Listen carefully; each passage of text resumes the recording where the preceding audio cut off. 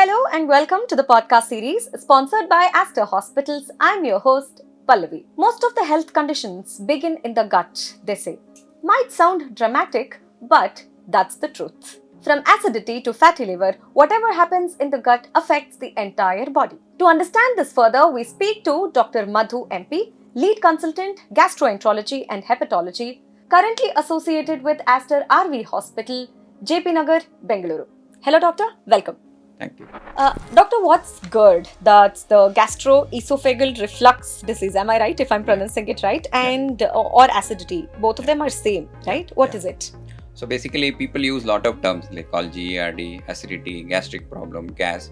There are many words used by the patients. In simple words to explain what is gastric GERD, normally once we eat food, the food has to move in one direction. So there is a tube called esophagus. It's a narrow passage where the food enters and stores into a reservoir called stomach, where the digestion of our food starts. So the food will be mixed with acid, the pepsin, other enzymes, so that it will be assimilated into smaller pieces. In about 4 to 5 hours, this food will enter into your duodenum, that is called as the small intestine, where the absorption of our food will take place. So the food has to move in one direction from your esophagus into the stomach. So the stomach is the normal word, but in medical terms, we call it as gastro. Gastro means stomach. So whenever this food from the gastric, that is from the stomach, moves into your esophagus, then in the reverse direction, then we call it as gastroesophageal reflux disease. So normally people can have reflux without symptoms. Unknowingly, it may happen multiple times a day. You don't even notice it. But when it produces some symptoms, then we call it as a disease. Then we call this as GERD, that is gastroesophageal reflux disease.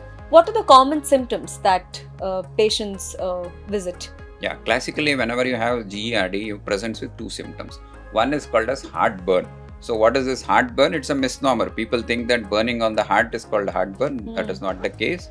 Basically, you get burning in the center of your chest. So the burning usually starts from the center of your chest, go towards your neck or your throat. So that is when you get that classical heartburn. Second, you get what is known as regurgitation, or generally called burping. So where you burp out your gas, or you may get your food into your mouth. So these are the two classical symptoms. Other than that, patients can present with bloating. They may have nausea. They may feel vomiting sensation. Sometimes they may feel anorexia, where they don't feel like eating. And few people may present with hiccups. So these are all the classical signs where the patients presents to us with the GERD. At the same time, what is more important is what is not GERD. Two classical symptoms. One is chest pain. So if you have pain towards your chest on the left side, if you feel giddy, if you feel there is some sweating, it may not be related to acidity. It may be a cardiac problem or the heart problem, because heart is a priority, not your stomach. If these symptoms are there, better to meet a cardiologist. Get checked that it is not a heart-related element before meeting a gastroenterologist. Second thing is your severe stomach pain, which happens in the upper part of your body. So if there is a severe stomach pain, if lasting for about 3-4 hours, you may be having a stone in your gallbladder. So a lot of people think that they have just bad acidity and they keep taking tablets. So if you have severe stomach pain, please get on an ultrasound to make sure that you don't have a stone. Okay. Now, doctor, since you also spoke about heartburn, how does one differentiate between heartburn and acidity? So one and the same. So patient, if there is any burning in the center of your chest, we call it as heartburn. Okay. But if it is related to your cardiac problem or a heart attack, the pain will be more towards your left side rather than the center. The pain may go towards your neck, and you may have pain towards your left shoulder. You may feel giddiness. At the same time, you may feel sweating. So, and it is an intense pain. So if that is there, it's all the more reason to suggest that it may be an heart problem rather than an acidity. We know a lot of dietary changes and lifestyle changes fixes these issues. What are the things that you would recommend? Yeah, there are few things which worsens your acidity. So the most common things to avoid is all citrus items. Anything which is bitter can worsen your acidity. It could be lime, orange, musambis, tomatoes. You'll have to cut down on your coffee and tea, because that will trigger your acid production. And you'll have to reduce coffee and chocolates and soft drinks, any carbonated water. And whenever you eat, you should give a gap of 2 hours before you go to bedtime. So eat immediately, lie down, the food may come back. And few lifestyle changes, especially if you're overweight, focus for the weight reduction, because overweight can put pressure on your food pipe. Other thing is, lot of youngsters have a lot of smoking, alcohol. They can increase your acid production. So a lot of people, they keep coming to us saying that, sir, acidity is not improving. but they keep smoking. So unless you stop it, the things may not get better. So these are the few things which you can focus on. So, doctor, if the dietary modifications are not helping, what should people do? So then we'll have to start them on some medications. So initially, whenever an young people come, so if somebody is 20, 25, has acidity, we give trial of medication for 2 to 4 weeks with these medications. These tablets to be taken 30 minutes before the breakfast. Usually we give a trial for about 2 to 4 weeks. If he is fine, then no need to worry. But if he is not getting better, then we'll have to start them on, look for other causes. Like if not endoscopy is not done, then we may have to consider it. So those are all the things we have to look into. What are the warning signs that one must watch out for? Yeah, that is very important. Especially if you are 45 years and above and you are developing acidity, then better to check with a doctor before taking simple medications. Or if you have any painful swallowing, you should always consult a doctor because there could be an ulceration. Or you have any difficulty in swallowing, so you will have to take a lot of water to gulp it. Then these are the conditions which needs to be attended to. Or if you have any blood vomiting, so you throw up and you see some blood, so always better to meet a doctor to get evaluated. Or if there is any anorexia, means the amount of food you have been taking have been cut down. Without your knowledge, you start losing weight. So these are the times where you have to meet the doctor. And other thing is, if there is any family history of cancers, say for example your relative or your father, anybody has a cancer, it's always better to meet a doctor, get evaluated. Or if you have any vomiting which persists beyond 2 weeks, so if you're having 1 or 2 days, it's okay. If it continues beyond 2 weeks, it's always better to get it evaluated. During our conversation, you just mentioned endoscopy. What is it, and who should get those tests done? Yeah, as I told you already, so people, generally young people, we try medication. Not improving, these are the people we should plan for endoscopy. What is it? Basically, as I told you, in endoscopy, we pass a tube through your mouth to see 3 structures: your esophagus, the stomach, and little part of small intestine called duodenum. So these are the 3 structures we do. So endoscopy, when we pass the scope, we can see a few things. In the esophagus, we may see ulcerations because of the acid. So that is called esophagitis. And there is a valve between esophagus and the stomach. So that closes so that the food doesn't come up. So if the valve is loose, we call it as LES, that is lower esophageal sphincter. If it is loose, the food can reflux more. If the valve is little more loose, then we call it as, there is a medical term called hiatus hernia. What is that? So the valve will be significantly loose, so the diaphragm is not able to close it properly. So it increases with the age. So these are the people who tend to have more reflux. So these things can be seen. And once we enter the stomach, we can see some erosions, or we can see what is known as ulcers, generally what people know. And we may take biopsies for an infection called H. pylori. So we may take biopsies for that. In the duodenum, again, we can see some ulcerations, and few people can have what is known as this gluten allergy called celiac disease. If that is there, we may take biopsies in the endoscopy. So that will be sent for testing for the histopathological examination. I've read about endoscopy telling that it's a very painful process.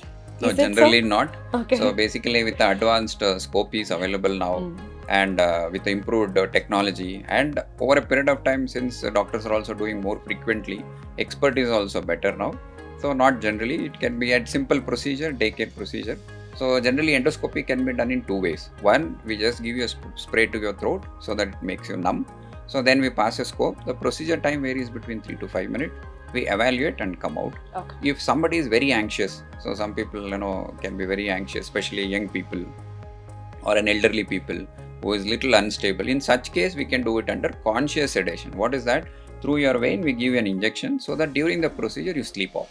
So you don't even aware what we are doing. So that is also an option if you are really worried. So both the ways it can be done. During our conversation, you also mentioned about H. pylori infection. Yeah. What is that? So H. pylori stands for Helicobacter pylori. It's a bacterial infection which affects our gut. One unique characteristic of this bacteria is, though stomach has a lot of acid, so generally no bacteria can grow there.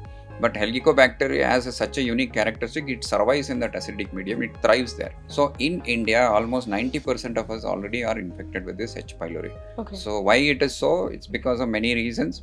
One, it's because of the poor hygiene. If you go to Western world, the H. pylori infections are around 20%. But here it is almost close to 90% because of contaminated food, contaminated water. It can be mother to child transmission.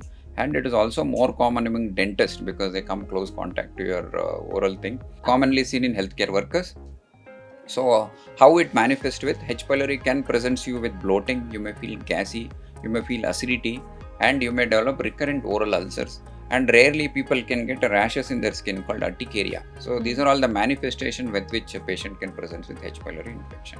How can this be treated, doctor? Yeah, so the H. pylori is an infection. How do we diagnose it? I'll come to it. So diagnosis can be done in, as I told you, when we do the endoscopy, we take a part of your tissue called biopsy. Then we put into a kit called RUT, called rapid urease test. So once we put it there, within an half an hour, we'll know whether you have that infection or not, because there will be some color changes that happens. Second way is you can do what is known as urea breath test. So somebody doesn't want to get endoscopy. In that case, you can do a blow your air into some machine where it will tell you whether you have that infection or not. In Western world, the endoscopy is very expensive. So that's why there the breath tests are more used commonly. Whereas in India, endoscopy is much cheaper. So that's why we prefer doing endoscopies and taking biopsies. And third way is you can get one stool test. So where you can pick up whether you have that infection or not. Since once it is detected, so how do we treat? It's a bacterial infection. So we have to treat them with antibiotics. So there are various combinations available, permutation combination we can try. And the standard duration of treatment is for 2 weeks. So it will cause little side effects, but it is better if somebody can complete that course of treatment. Okay. Talking again about acidity, most of them are put on acidity tablets. How long should one take, or how safe is it if at all one person takes it for a long time? Yeah, previously the concept was once PPI, always PPI. Means PPI stands for proton pump inhibitors. So that has to be changed now. So if somebody has symptoms, what we recommend is 3 to 4 weeks of acidity medicines. Once you are fine, feeling better, try to taper it down and stop. Then you take on-demand treatment, like whenever you require, whenever you feel acidic, you take it. Because if you keep taking it, medicine is a medicine. It has its own set of side effects. So that's why we tell them to take on-demand treatment. If you have an ulcer or there is an esophagitis, in such case, we may extend the duration of treatment. We may give treatment for 2 to 3 months, then taper it down. Few people require very long-term treatment, especially an elderly people is on blood thinners. In such case, they are prone for bleeding, or you already had a bleeding. In such case, we may have to continue this acidity medicine for a longer period of time. Rarely, there is an entity called Barrett's esophagus, where the stomach lining appears in your esophagus because of the chronic reflux. If that is there, it is a precancerous condition. In such case, we may have to give this medication for long term. Otherwise, 90% of the time, we tell the patients to stop the medicine, take as and when required. Like say, for example, weekly he has 2 tablets or 3 tablets, still fair enough rather than taking 30 tablets a month. And generally, acidity tablets are safe, but even then, we don't recommend to be taken for a longer period of time. Right. Now, there are certain cases, right? In spite of taking tablets, it does not work. So, what can be the other treatment option there? Yeah, it is quite possible, especially if you have a large hiatus hernia, you may have long-term symptoms.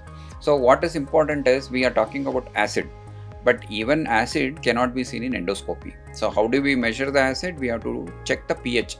How do we do? There is a test called 24-hour pH test. What is that? Through your nose, we put a tube, keep it 5 centimeter above the esophagus, above the stomach. So if the acid is coming up, so that probe will measure that acid, whether is there an actual reflux or you don't have a reflux. So that probe will be kept for 24 hours. We call this as 24 hours pH study. So that will tell you whether you actually have reflux or not. Few people we have seen, especially in young people who are a little anxious, who are stressed, they don't have actual acidity, but they have perception problem. So they feel it more. We call it as functional heartburn. So there is no organic problem, but it is a feeling problem. In such case, so you have to stop the acidity medicine, give them anti-anxiety medicines. So these are all the things which you look into. And sometimes the reflux can be worsened because of some add-on medication.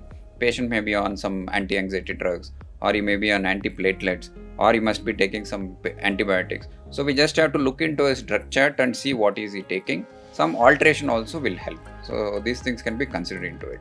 Okay, doctor. Thank you, doctor. Thank you for coming and sharing a lot of information about GERD and acidity. Thank you so much. Thank you.